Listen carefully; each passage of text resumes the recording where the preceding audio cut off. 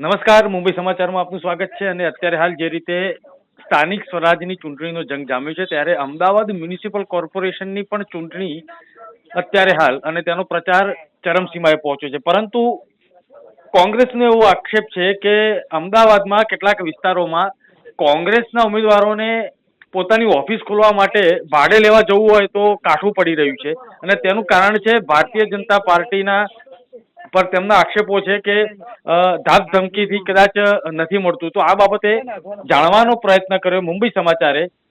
મુકેશભાઈ વિશ્વકર્મા કોંગ્રેસના મુખ્ય પ્રવક્તા અમારી સાથે જોડાયેલા છે. તેમનું શું કહેવું છે તે જાણવાનો પ્રયત્ન કર્યો. મુકેશભાઈ, સ્વાગત છે. હાજી. આપના ઉમેદવારોને ઓફિસ નથી મળતી ભાડે તેવી વાતો આવી રહી છે, આક્ષેપો પણ છે.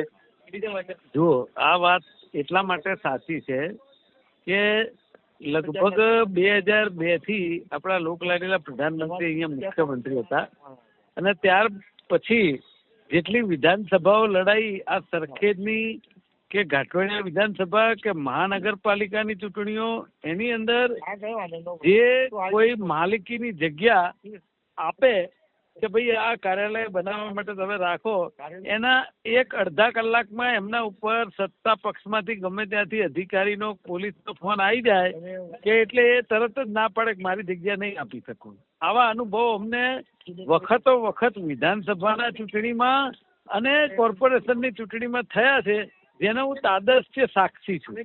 અને આ વખતે પણ એવું થયું છે કે મેં મારી ઓફિસ મધ્યસ્થ ચૂંટણી કાર્યાલય બનાવવા માટે આપી, પણ કોઈ જગ્યા આપી નથી. આ મુકેશભાઈ, કયા વિસ્તારની વાત ચાલે છે જે આપે જે પોતાની ઓફિસ આપવી પડી? એ થલતેજ વિસ્તારની વાત કરું છું. થલતેજ વોર્ડ કોંગ્રેસ જે છે એની વાત કરું છું. જી, આ બાબતે કોઈની સાથે કોઈ વાત થઈ હોય અથવા તો ક્યાંય ફરિયાદ નોંધાઈ હોય, ક્યાંય રજૂઆત કરવામાં આવી હોય? આમાં એવું છે કે આપણે ફરિયાદ ક્યારે નોંધાઈ શકીએ કે જે માણસને ધમકી આપવામાં આવી હોય અથવા તો ના આપતા હોય એ માણસ આપણી સામે ખુલીને આવે તો આપણે ફરિયાદ કરી શકીએ. પણ એ માણસ જેણે આપવાની વાત કરી હોય પોતાની જગ્યા, અને એ જ માણસ બપોરે એમ કહી દે કે મારે નહીં અપાય. મેં એવું ભૂતકાળમાં જોયેલું છે કે એક બિલ્ડિંગની અંદર કોંગ્રેસનું કાર્યાલય નક્કી થઈ ગયું, પત્રિકા છપાઈ ગઈ, અને પછી બપોર પછી સાંજ સુધીમાં એવું કહેવામાં આવ્યું કે આ કાર્યાલય માટે આ જગ્યા નહીં અપાય. મેં કીધું કેમ? તો કે મારું બિલ્ડિંગ નવનિર્મિત છે અને એનું બીજું પરમિશન નહીં આવે, મને આવી ધમકી મળી ગઈ છે. આ મેં જોયેલું છે, એટલે મને ખબર છે કે આ પ્રકારની કાર્યવાહી છેલ્લા કેટલાક વર્ષોથી ભારતીય જનતા પાર્ટી કોંગ્રેસના ઉમેદવારોને કાર્યાલય ન મળે એવો પ્રયત્ન હંમેશ કરતા હોય છે. ભારતીય જનતા પાર્ટીના એક નેતાનું એવું કહ્યું હતું કે કોંગ્રેસને ઉમેદવાર નથી મળ્યા એટલે અમે ઉમેદવાર પણ આપ્યા છે. તો હવે કોંગ્રેસના ઉમેદવારને પોતાની ઓફિસ પણ નથી મળતી તેવું અમદાવાદમાં જાણવા મળ્યું. તો અમદાવાદમાં આવી સમસ્યા બીજી કઈ જગ્યાએ કોઈ આવી છે ખરી કે એકલા થલતેજ વોર્ડ નારણપુરામાં જ છે? ના, થલતેજ વોર્ડમાં પણ છે, અને આપણા ઘાટોડિયા વોર્ડમાં પણ છે, અને બોડકદેવ વોર્ડમાં પણ છે.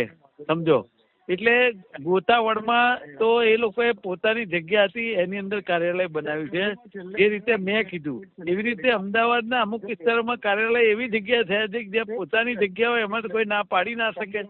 બરાબર? એટલે એવા જે કોંગ્રેસનો કાર્યકર હોય, કદાચ એની દુકાન કે મકાન હોય ને એ ભાડે આપી દે કાર્યાલય બનાવવા, તો એ રીતે બની શકે. બાકી આ લોકોની જો હુકુમી ખૂબ જ છે, અને દરેક કોંગ્રેસના કાર્યકર્તાને પ્રજામાં પણ ખબર છે, પણ કોઈ ડરના માહોલથી બોલવા તૈયાર નથી. જી મુકેશભાઈ, આપ મુંબઈ સમાચાર સાથે જોડાયા અને આપની વાત રજૂ કરી તે બદલ હું આપનો આભાર માનું છું. આભાર.